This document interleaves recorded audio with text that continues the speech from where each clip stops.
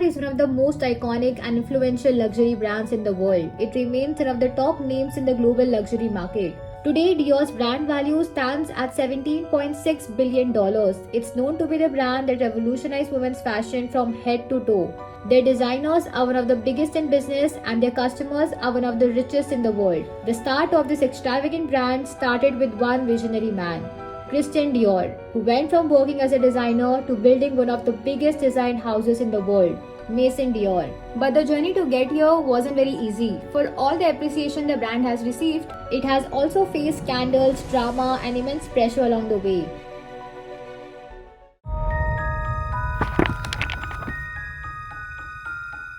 Christian Dior was born on 21st Jan 1905 at Granville. He was the son of a wealthy fertilizer manufacturer. His father owned multiple factories. When Christian Dior turned 5, he moved with his family to Paris.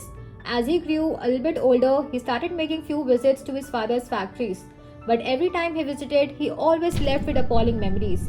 He never really liked machines or to be anywhere around it. After that, he even resigned from the political course that he was doing around that time, as his interest was more inclined towards art and music. Upon leaving school, Dior went into partnership with his friend Jacques to open a little art gallery which Christian's father bought for him. His dad was against this, but he still allowed him to do it on this one condition, which was to never let his name appear in the title of the firm. Now, until here, everything was working out well for Christian Dior. He led a comfortable life, he didn't have to face that many struggles. His father literally took care of everything around him, and cherry on the cake, his art gallery was doing well enough to reassure his family that he was doing perfectly fine. But this happiness was only short-lived. After 1929 came the American economic crash, the warning sign of a global crisis, which barely made a ripple in Paris though. But it was not very far away from affecting Paris too. As the holidays came to an end, something happened that scared Dior even more than the bank crash.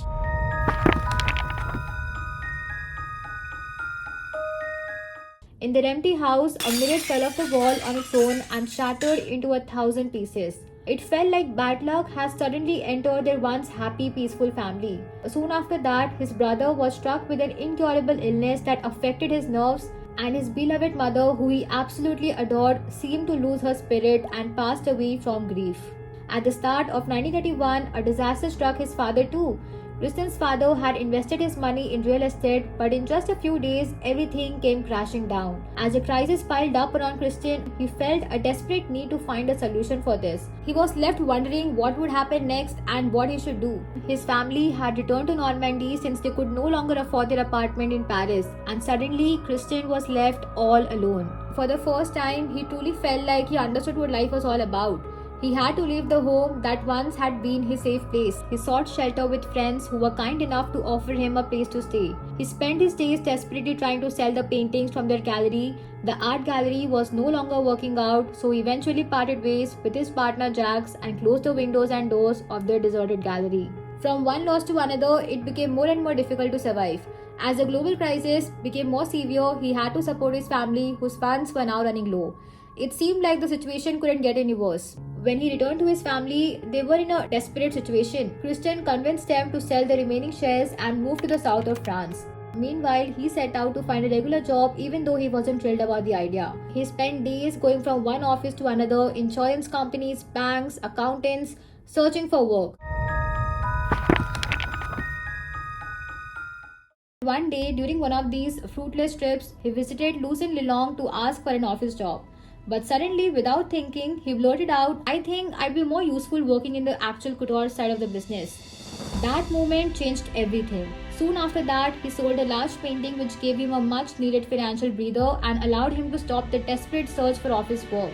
One of his friends, Jean, invited him to stay with him in his charming flat, and it was there that he decided to pursue design. Jean was a couturier who bought designs from other artists, and he encouraged Christian to show his work as well to his clients. So Christian began learning to paint from an American friend, Max, and started submitting his sketches to magazines. One evening, Jean returned with the news that he had sold some of his designs for 120 francs. That was the first money he ever earned from his own creativity. He spent 2 months in the south working on designs for his family's affairs and pushed himself to improve his skills. When he returned to Paris with his designs, his hat designs sold really well. For the next 2 years, he struggled to build his reputation, but every step forward in fashion felt far more rewarding than the dead-end jobs that he once pursued. He finally found himself on the right path. He had his first taste of success when a famous fashion designer, Robert Pickett, asked him to design dresses for his next collection. He felt incredible to see his ideas finally coming to life. Christian's career was taking off. In 1938, Robert invited him to work for him as a house designer. He was eager to learn everything from transforming ideas into real dresses, from the cutting to the stitching, everything. But just when he thought he arrived, World War II changed everything for him.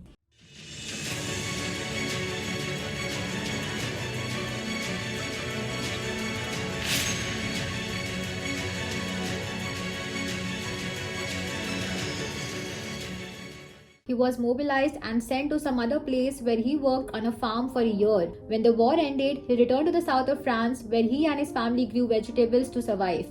As Paris began to recover, Robert invited him back to work for him. But Christian had grown to love the countryside and wasn't sure if he wanted to return to the world of fashion. But eventually, in 1941, he finally decided to go back. When he arrived, Robert was very frustrated with his delay and had already hired someone else in his place. However, this setback turned out to be a blessing in disguise. Christian's friend Paul introduced him to Lucien Lelong, the very person who, after the last meeting, Christian took the first step towards his true calling.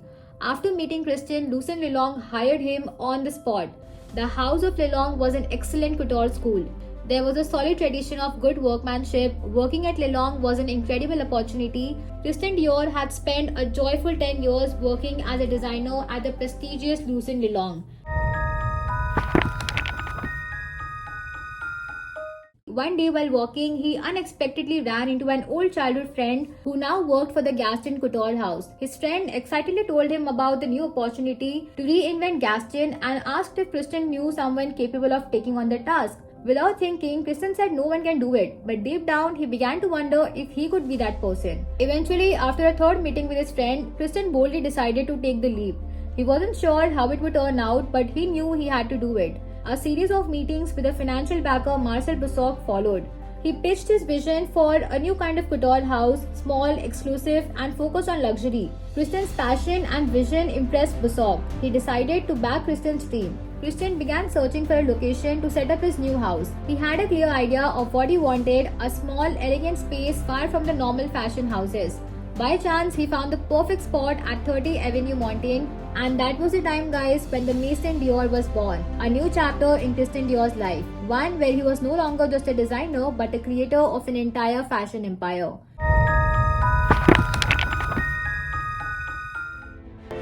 Here, for example, are some new evening gowns for the summer season of 1948. They are designed by Christian Dior, the originator of the new look, though he disclaims the credit for inventing the name. These new dresses, he says, have the very latest line.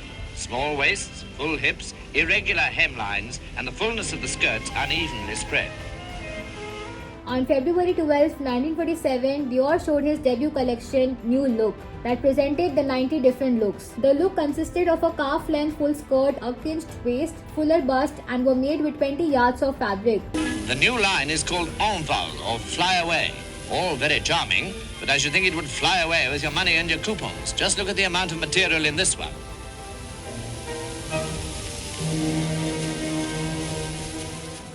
This became an instant sensation. The world has awaited for something fresh, and Christian Dior was ready to deliver. Christian's New Look collection marked the beginning of a revolution in the fashion industry. His collection was way ahead of its time. But as much as the designs received appreciation, they also faced a fair share of criticism. After World War II, because resources were limited, there were restrictions on how much fabric could be used to make clothes. So when Christian Dior released a new style that used a lot of fabric, about 20 yards for a dress, some people weren't really happy about it and criticized it. The rich, luxurious style of the dresses seemed out of place in a time when Europe was struggling to rebuild after the war. In fact, when a model was being photographed in the New Look collection on the streets of Paris, she was attacked by some angry woman passing by who tore the New Look apart.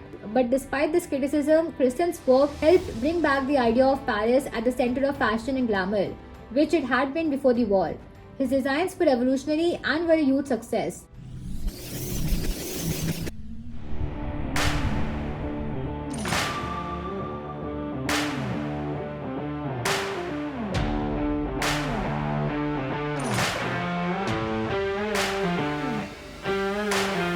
Cut to 2024, Dior took the top spot in the list of world's 15 most popular luxury brands online. It took over the number one spot from Gucci, beating it for the very first time in the history.